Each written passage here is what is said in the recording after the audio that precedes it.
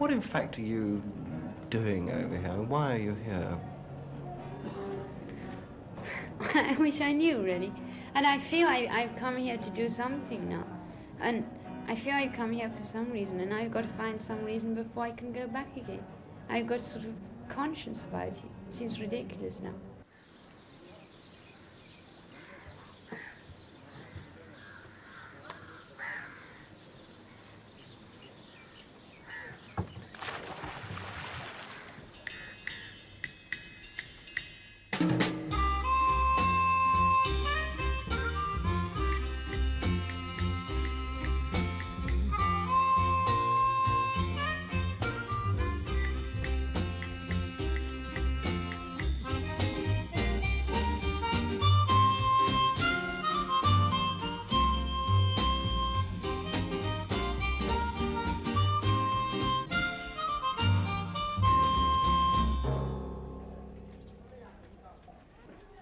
What are they doing here? It's a long way from the King's Road to Kathmandu. The authorities here dislike and distrust the hippies. To their embassies, they can be an embarrassment, sometimes a nuisance. The hippie trail can be adventurous and romantic, but it can be ugly and destructive. It can end in disease, repatriation, and even death.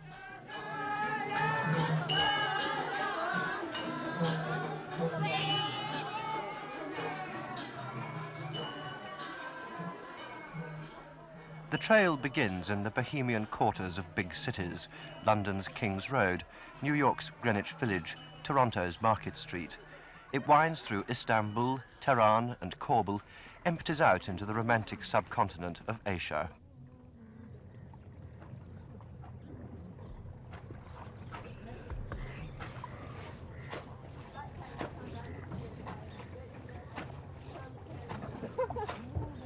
The Ganges, to the Hindus a holy river, imbued with mystic qualities and religious significance.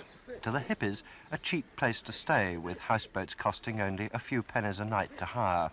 To have £50 here is to be rich. It's more than most Indians can earn in a year.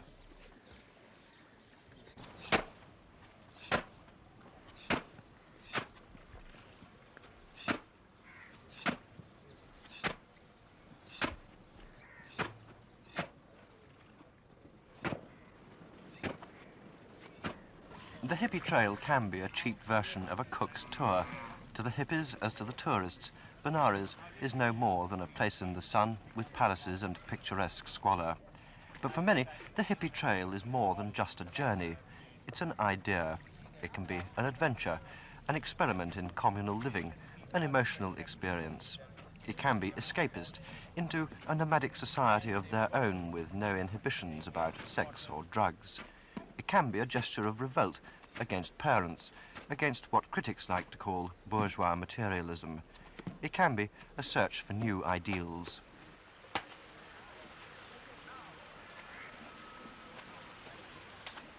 Chris and Fiona were both at Oxford, where he studied Sanskrit and she fine arts. Chris is Polish, Fiona Scottish, from a comfortable middle-class home in Edinburgh.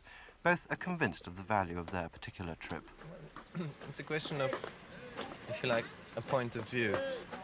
If you want to look at something objectively, then you have to dissociate yourself from it for a while. In order to, if you want to have a look at yourself, then you have to strip yourself of your all the sort of facades that you wear with yourself and play to other people. If you want to have a look at society, the best place to do it from is to bury yourself somewhere either away or plunge yourself into a completely different environment.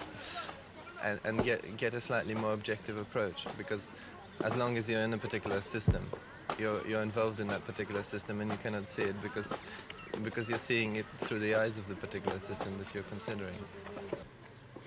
Do you in fact think there's any use for the objectivity you acquire through being away, or isn't this part of what it's about? Use? How do you mean use? Well, it's all experience. Yeah. I mean, most people don't know anything about India at all. They have no conception of what it's like. One can't necessarily get too much out of it without knowing the language and living the life of an Indian, which is very difficult for any white person to do for a start. But one can gain a little more knowledge, one can see a different kind of culture which isn't developed. I mean, one of the things I like about India is the fact that it's still natural. People have a natural rhythm of living, that they're not living in tarmacadam neon-lit streets where they don't see the spring in every year. Medieval Europe. Well, this is still the Middle Ages in many respects, and I'm very glad of it. I wish that, you know, go and throw your motor cars away. They're hideous. On the other hand, poor old donkeys. On the other hand, you're in a very privileged position. Do you ever feel that you're in a very privileged position, just being able to observe? Oh yes, it is a very privileged position because it's almost a fascist position, if you like, because one is basically scooping the fruits, as it were. But I feel this is only justified if you have some sort of an objective, if you're doing something, you know, developing your interests or furthering your knowledge. Otherwise, then you just sort of lie there in the sun and you have a good time, but it is not entirely satisfactory. Well, what do you find particularly satisfactory about being able to sit on a boat in the Ganges, observing a very poor country? Well, this is not the reason why I'm sitting on the boat on the Ganges. I'm not really observing a poor country. I sort of, this is a place to live as any other place for me. I could do the same thing in Nepal or in London. I'm interested in what I'm interested in. I've got my books with me and I'm quite happy with them. And this just happens to be a very nice environment, much more pleasant than say living in the middle of London. But you can enjoy one, you can enjoy the other. When you say poor country like that, you imply that sort of this is pain and misery. I mean, I don't think these people are any less happy than the average businessman in London. They just have a different way of living. In that it's physically harder and they're very poor, but they have a great deal of richness and happiness that the businessman in London doesn't have. I think one tends to underrate the businessman, and one tends to classify things into labels, you know, businessman, Indian, and all these things. And they're just sort of modes of thinking which you have been conditioned to. What do you think society thinks of you? Well, I don't know, but sort of... I think they're jealous, actually. They probably think of layabouts. And you know, life must be pain and toil. Why are these people sitting on houseboats enjoying themselves when the Dobbies are sweating it out in the Ganges? And I mean, that's true now. But then surely there's some sort of choice in the matter. Does it worry you that people should consider you to be layabouts? It doesn't worry me. Well, it worries me because I've always I've had a Protestant background that's always, you know, given me a heavy guilt feeling about everything I did. But you've been reading too much Freud. No, I justify it all by saying, oh well, one day I'll go back and be an upright citizen. Whether I can now, I don't know. What a sellout.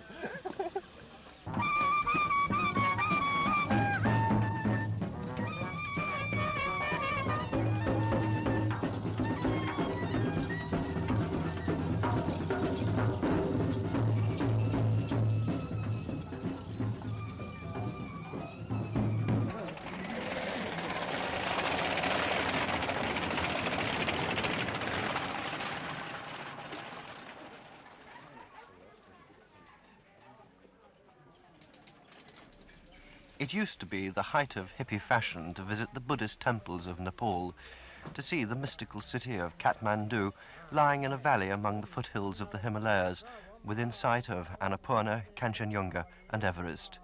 They do say here in Nepal, if you weep, 100 weep with you. If you smile, 1,000 smile with you.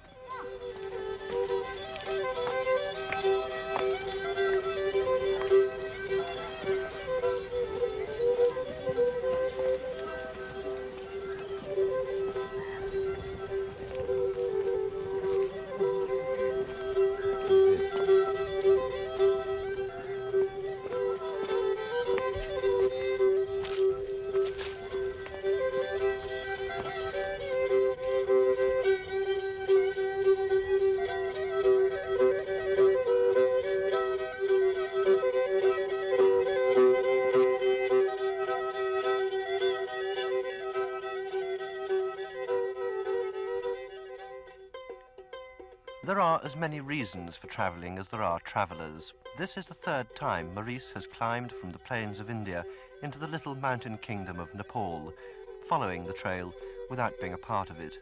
For him, the Hippy Trail is a modern version of the 19th century Grand Tour, an adventure, a chance to see and be part of other people's worlds. Maurice is Belgian, calls himself a traveller because to him, hippie is a dirty word describing dirty people who are spoiling the trail for genuine travellers like himself. He is almost a pilgrim to the shrines of an ancient and foreign culture.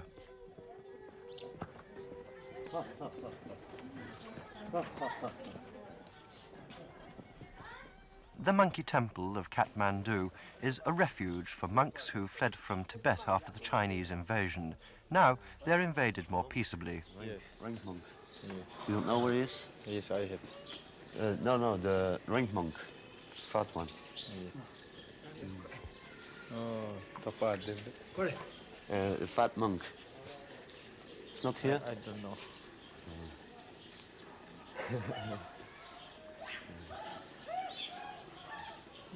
Well, I'll have a look around. Namaste. Maurice smokes pot, it's legal in most Himalayan countries, and uses some of the hippie language. The monks in their cells may not understand when he says bread, he means money. When he says potatoes, it means potatoes. But in any language, barter is barter.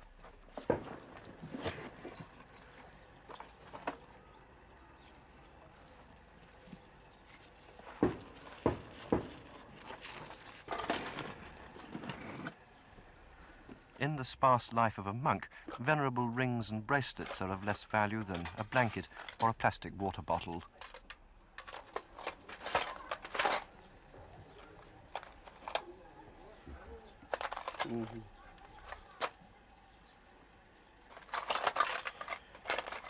Ah!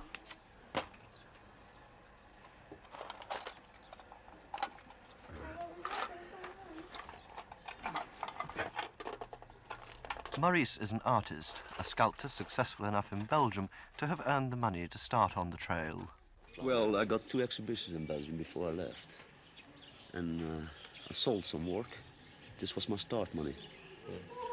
And I got a car, bought me a car in Germany, and drove it down. Sold it. This was more money for traveling. Then in Bangkok I work. You know, and this got me the money for my month's stay in Bangkok. Then in Australia I was 3 months in the bush, and I can tell you it was hard work, man. It's very hard work, but it was worth it, because you say you work 3 months, you got a lot of money to travel again for a year. You're talking about, you mentioned the 2 different sorts of people who travel. What are the 2 different sorts of people? Well, freakouts, come on. Yeah. You know, you see it. It's not because you're wearing blue jeans and a sweater or a shirt. And I think it's a big difference. You're running around like fools, talking about Buddhism, and you don't even know anything about it.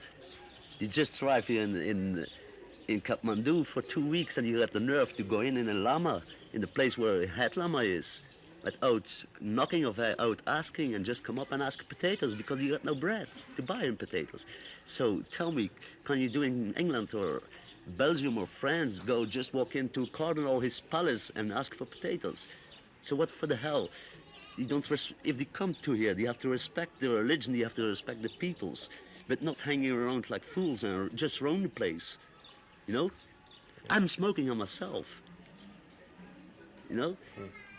I'm not just giving a bad time about the smoking, because I'm smoking on myself, but just the way they're acting around here. Do you miss anything at all about Belgium? No, because of my 3 years traveling, I got more of my friends than I ever got with someone in Belgium. Because they are true friends.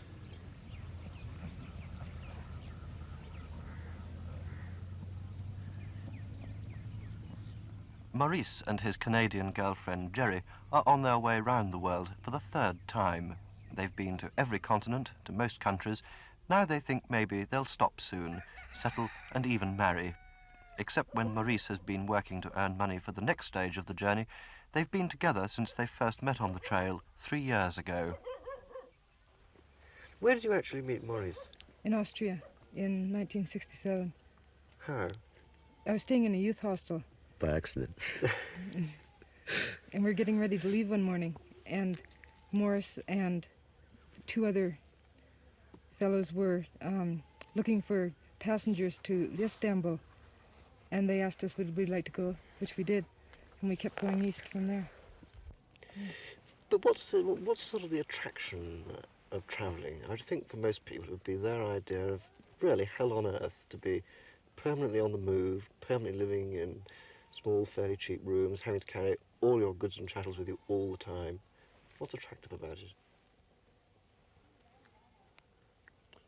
It's not attractive when you look at it that way, but when you're in one place, you feel after a while that you're in a rut, and someone comes by, a friend, and they've just come from Japan or Australia, and you feel that, oh, you'd like to go, rather than just going to work every day, coming home, doing the same things all the time. Yeah, but you cannot travel for the rest of your life, you know. And I think when you're already very lucky, and I'm traveling for 3 years, and I've been in all these countries, and I have seen what's probably up 1 million peoples, probably only 2 or 3 have a chance. Because when you reckon out the population of the world, you know, and it's like in the mountains up there, the people haven't seen a car or a bike. You haven't seen it.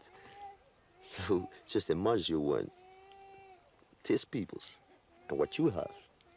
Yeah. I feel myself the richest man.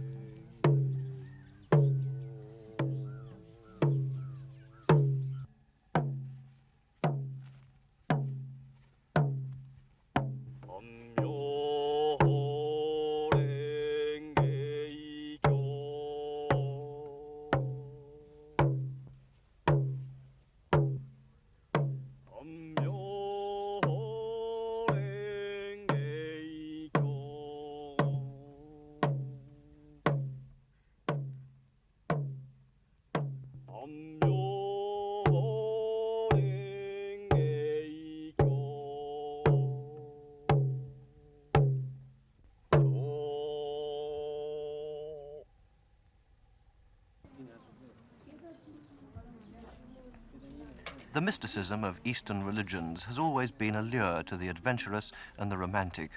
Maurice and Jerry's friends, Sonam and Addison, aren't interested in drugs and despise those who are. Addison teaches English 1 day a week in a school in Khatmandu. Sonam is on holiday from her guru in Benares. They're students of Tibet, Buddhism, perhaps even themselves.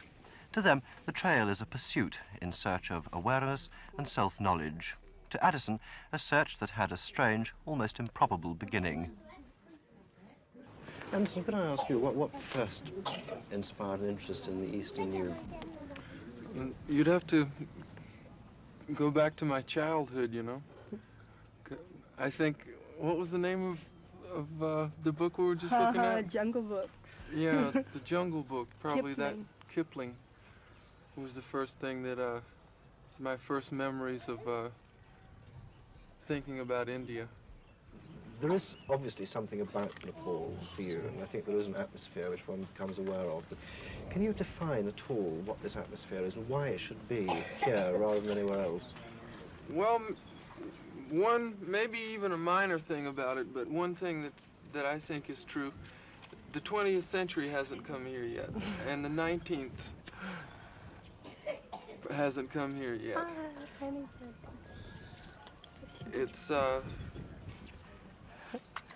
It's an ancient place. How easy do you find it, in fact, to get to talk to a Lama here? Very, very easy. Yeah. Just go and talk to one. Walk in. Yeah. even if you don't speak their language, you know. What happens if you don't speak the language? Then you just sit there and smile at each other and feel the beautiful vibrations that come from him. Doesn't matter. There's usually, you know, someone who does know some English, but I don't know. There's more than what is spoken, you know, more than words. It's like sometimes when you meet like a very high lama, and you go several times, you know, and at first you think he's just very nice, you know. Then after a while you notice, you know, like you meet a lot of good people, you know, and like a lot of people can be very, very kind and very good and very calm and very even-tempered, you know. Like a friend of mine was saying, you know, like you can sit in your room and you can feel full of compassion for everyone in the whole world, you know, and really feeling good. And then somebody enters the room and it's all gone, you know. And I've met a lot of people who are very, very kind, but something happens, you know. There's a point where their patience goes. There's a point where they get angry or where they get nervous or they think someone is not, you know, like paying them the due respect they should have, or someone, you know, like we're all like that, you know. But like when you meet someone like a lama who is very high, you notice that he's always on that level. It doesn't let up. You realize that he's never spoken any unkind word, that he's always calm. You go like with all sorts of questions and all sorts of frustrations, you know, and problems and things like this. And you go in his room and he smiles and they're just all gone. They're all absorbed into his calm, you know. What do your parents and friends think of your spending this quite long time out here in the East? My father said he'd like to be doing it. He said, great, you know, I could never do any traveling, you know, but I've always wanted to. And he said, just write to me, just write me letters and let me know what you see and what's happening.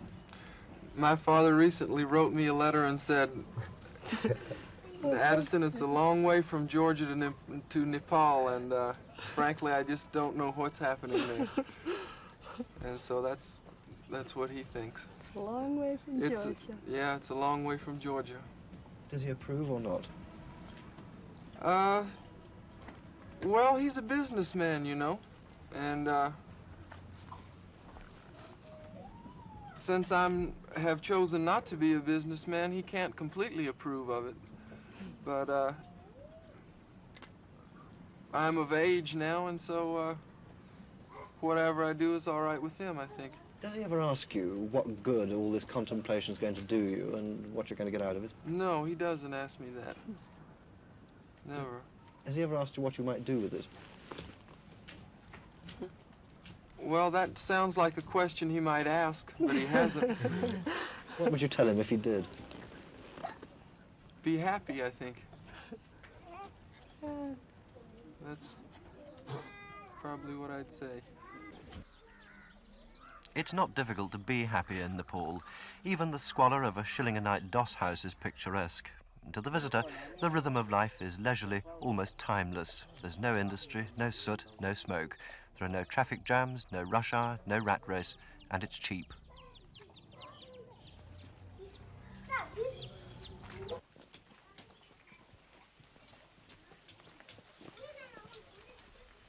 It costs only 2 and 6 a week to rent a hut. Cheap enough, even if there is no water, electricity or sanitation. And yet still, there are many who try to find a shortcut to Nirvana with drugs. Not for them a Buddhist temple and 20 years of meditation. Their trip is shorter, to the bakery and the dropout guru, Trevor.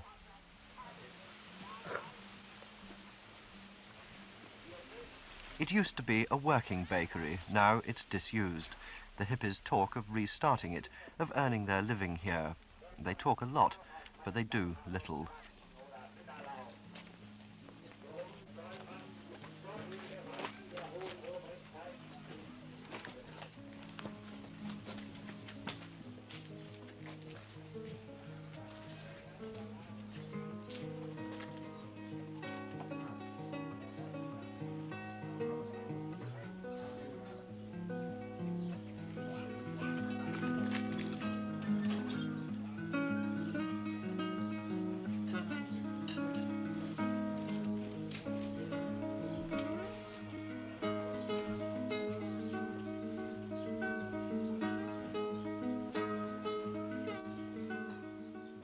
50s.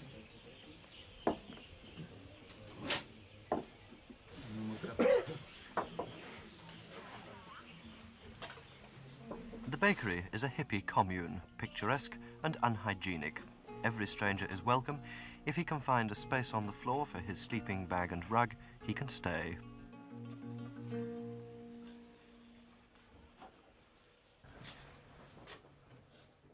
Those who live here pay if they can, don't if they can't.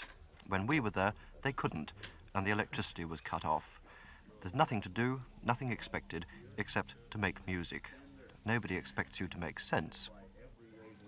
What happened? What did What happened was that when I formed my mind into the torus and sucked the Earth's magnetic flux through myself, it amplified all my brain waves. And how could that be tested from the outside? What kind Oh, of I think they waves tested were it. they? I think if they had their trips together, they could have had the right instruments laying around. But if they, I don't know, you know, I don't know who's running this scene, who they're throwing out in Nepal, who they're letting in with what bugs. Oh, it's the immigration people. Yeah, the immigration make everybody paranoid. Why did they do that? I went down there and I was on a hate trip all day. This guy did nothing but insult me, and I smiled for half an hour until finally he said, you just come here to loaf. And I said, I wish that I could sit in an office all day and write things. I wish that I could be so lucky. A good hustle Why do you want me to patience. do that? Why do you want me to do that? I don't know. That's why I don't come back here, is because every time I come here, you just sit around and insult me. So don't be surprised when I don't come back. In fact, they won't be allowed back. The authorities have now closed their borders to the hippies. Nepal has problems enough without having also to cope with the hippies' problems of poverty, disease and drugs.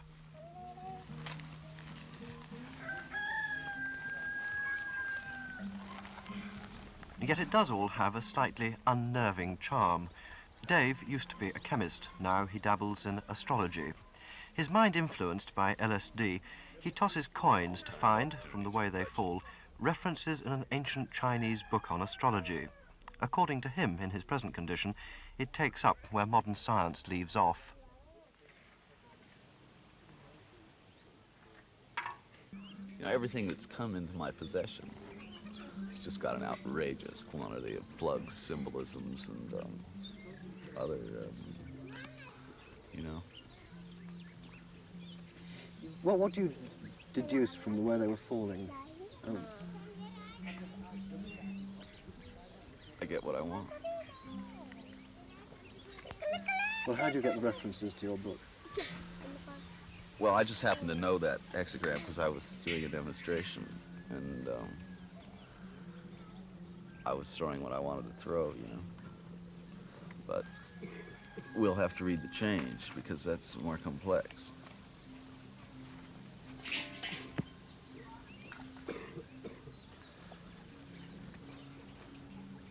You see, I haven't read this book. I just use it.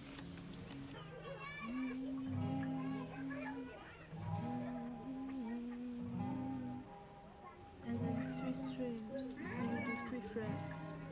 And it's these 2 here, same as this up here.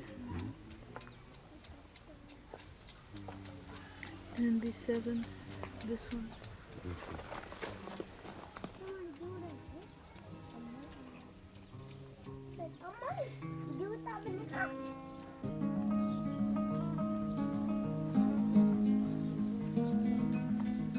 It may all seem no more than escapist, but I suppose it does take some sort of courage to start on the trail, particularly if, like Bill, you have to try and support a wife and child at home.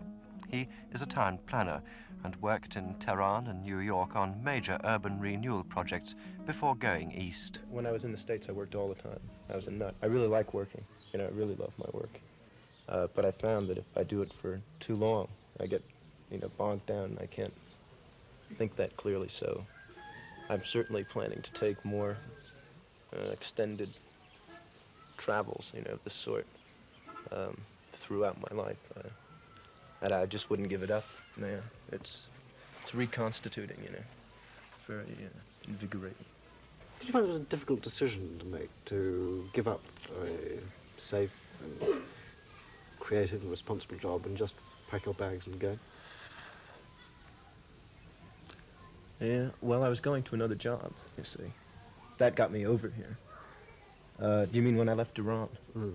Yeah, it was hard, but it was hard just cutting myself free from all that, you know, all those responsibilities and finishing, you know, how many things you have to do to leave a place if you're not coming back. And, but psychologically, I didn't, you know. It's like,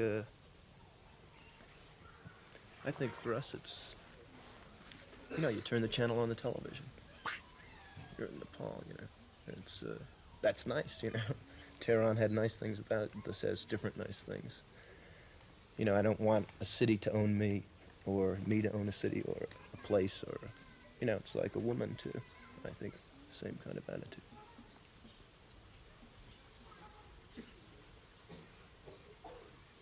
I can't think of any women who would like being compared to a city. No, I mean people and places. You like to keep your friends. That's true. But if you get, I think if you get too hung up in something that's so narrow, that doesn't permit you to see other things, like one place or just one person or something like that, unless you're an extremely compatible position with this person or this thing, that things just change, you know, and then they're not what they used to be, and then people are sad because they aren't, and you know, that brings a lot of sorrow and stuff.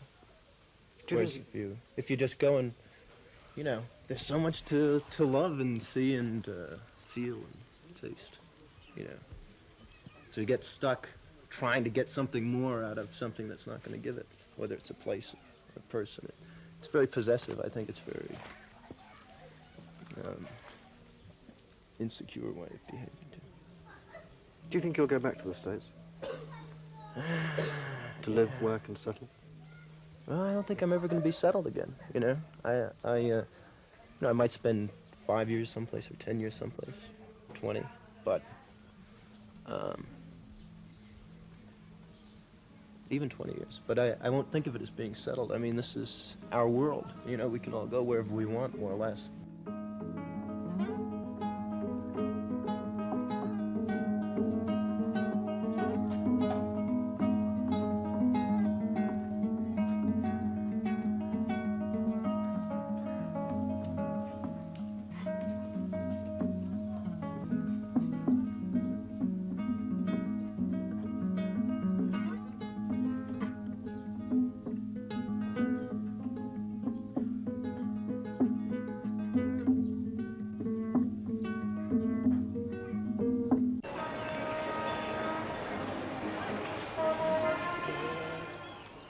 In Delhi, on the roof of a hotel in the old quarter of the city, what most people think of as more typical hippies, the flotsam of the hippie trail, the drug addicts.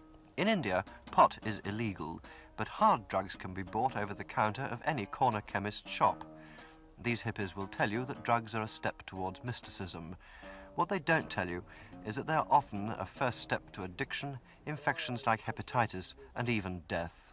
In Delhi, the hippies are an irritation to the government, an affront and an embarrassment to their own embassies, and a constant gnawing worry to the parents at home of the younger ones.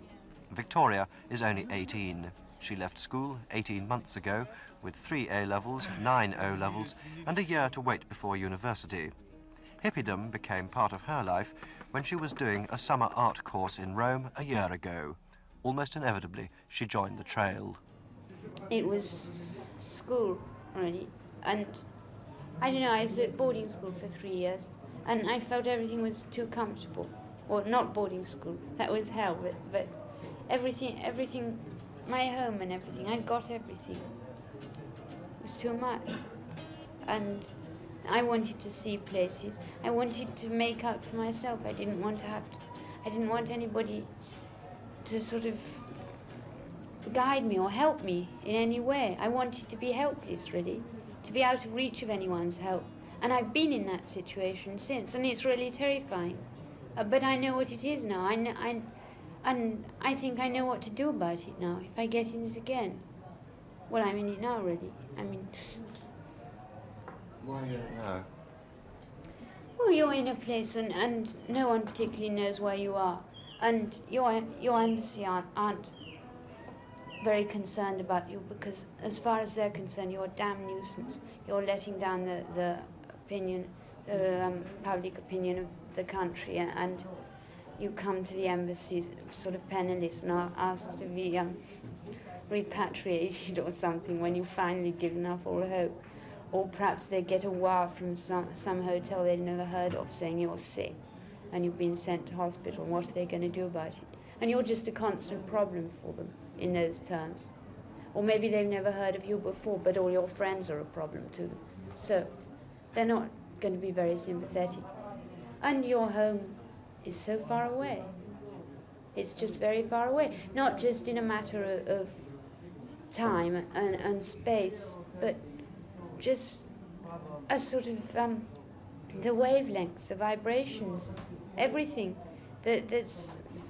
Everything's so different. You're such a long way away in sort of conceptual terms. You're just too far away. What do you think your parents' reaction would be if they knew you were here in this room on the top of this rather bleak hotel in a rather bleak part of Delhi? With no money. I don't know. My mother'd be horrified, probably. And my father'd be horrified too. But he'd say, "Well, look, she's got herself into the situation. She ought to be able to get herself out of it." Because, and I think I always prefer my father's attitude because that way I feel I'm doing something for myself. And my mother, I know that if I'm in trouble, she'll come running. And she writes me letters and says, if you're sick, you know, I'll come on the first aeroplane. And I know that she would. And it frightens me, really, because I don't want the responsibility of this. The responsibility of this feeling that if I was sick, she would come on the next aeroplane, even if it meant sort of, you know, spending, I don't know, however much. When did you first start taking drugs? Well, I smoked hash while I was still in England.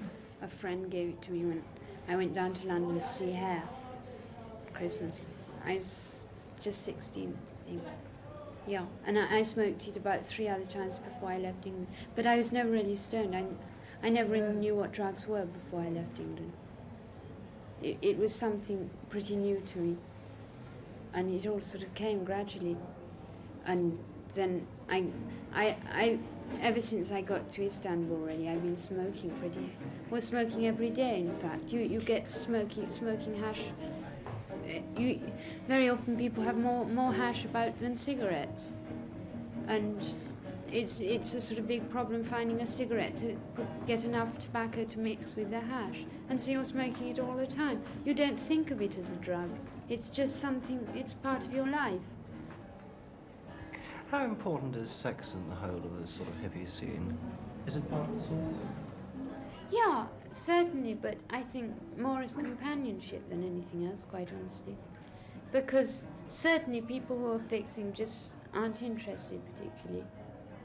And it's good to have someone to travel with, it's good to have someone to be with, and that's where sex comes in. And sometimes, occasionally you meet people who, you know, a guy and a girl who are traveling around, and maybe they're married or maybe they're not, but they have a 2-year-old child who's born somewhere in India or something. And that's nice, and they're people who've stuck together, and you really feel they've sort of got somewhere, and they've made something of whatever they were trying to do.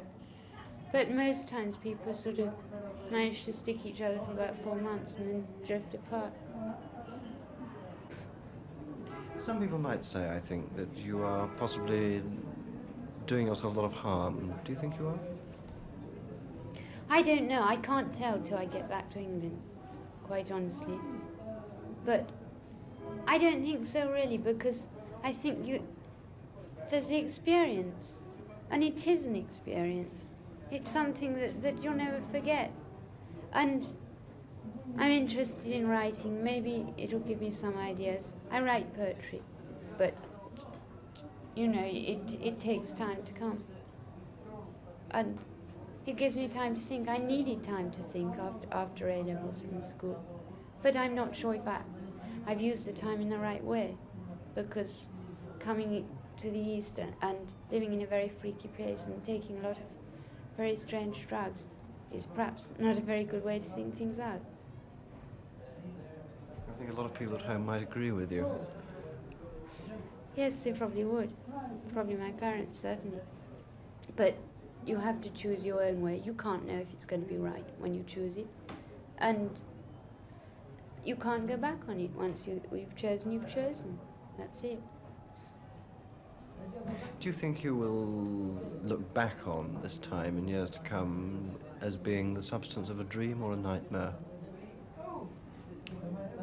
Oh, in turns. I'll probably remember the dream sequences, but I should say 75% of it's nightmare.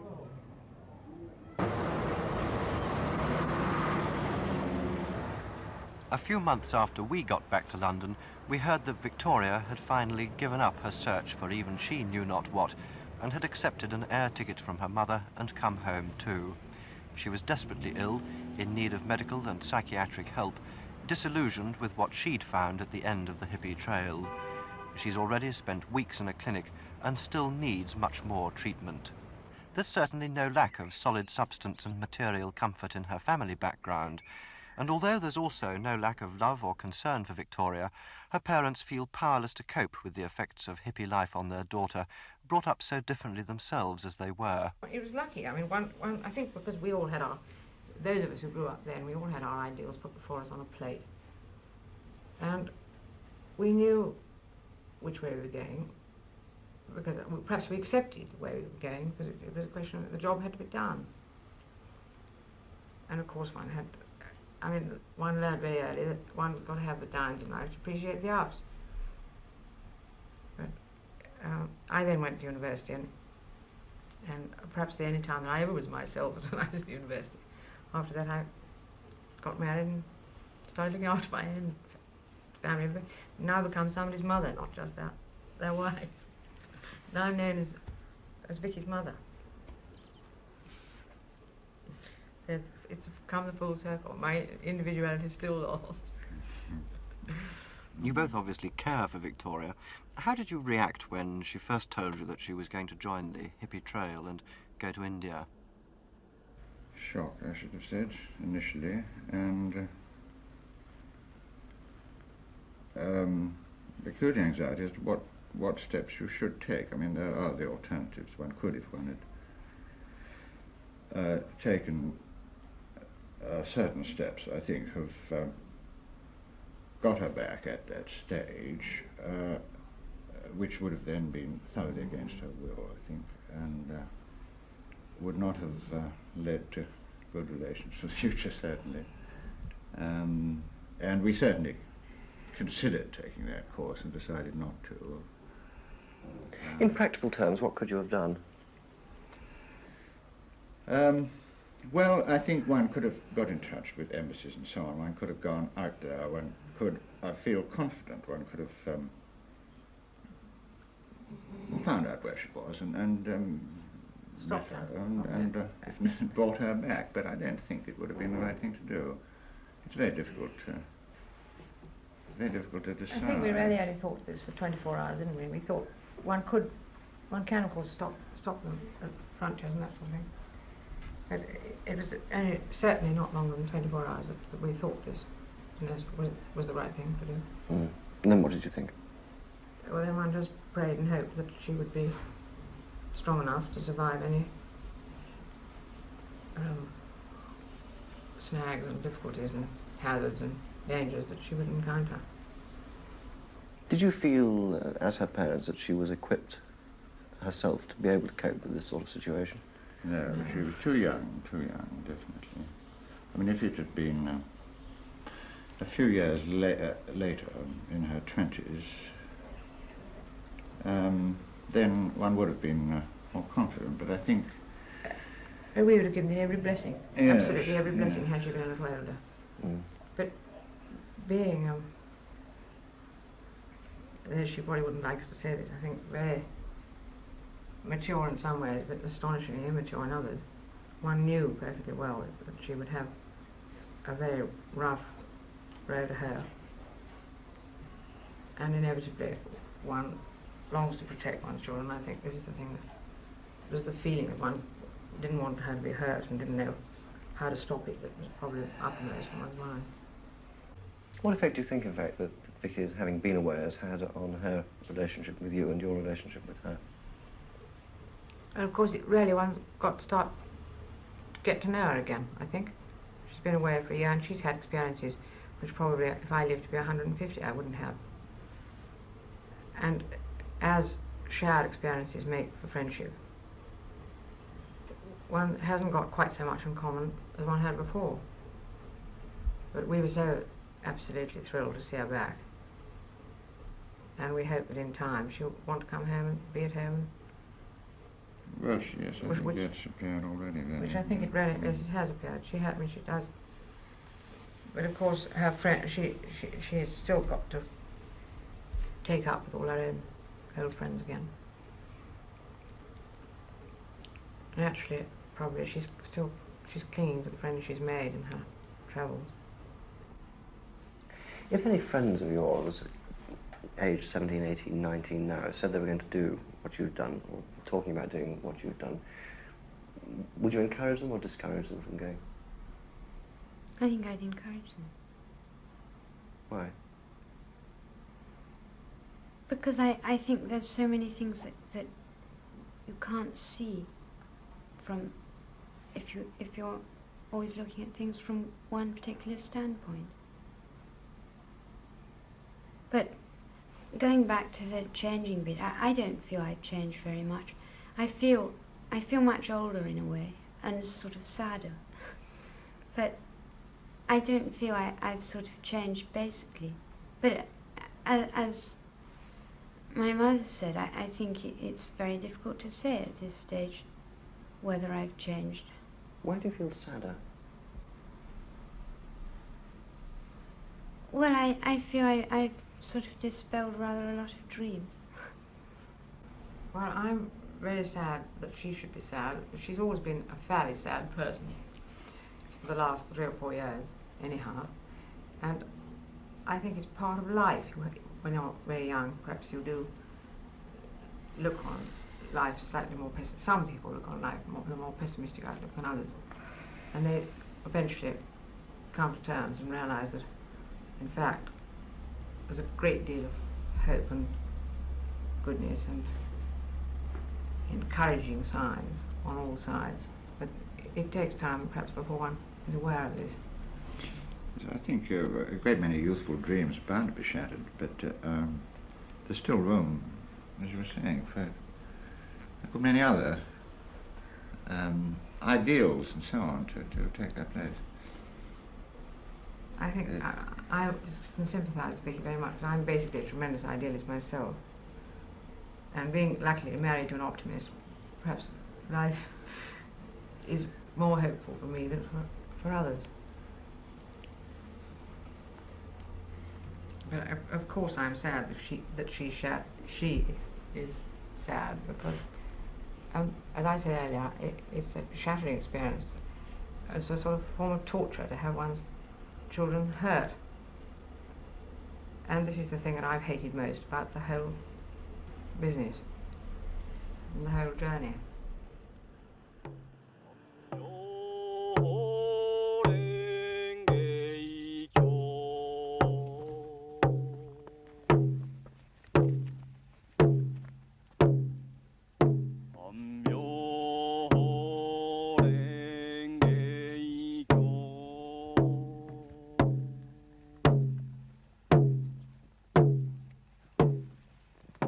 안녕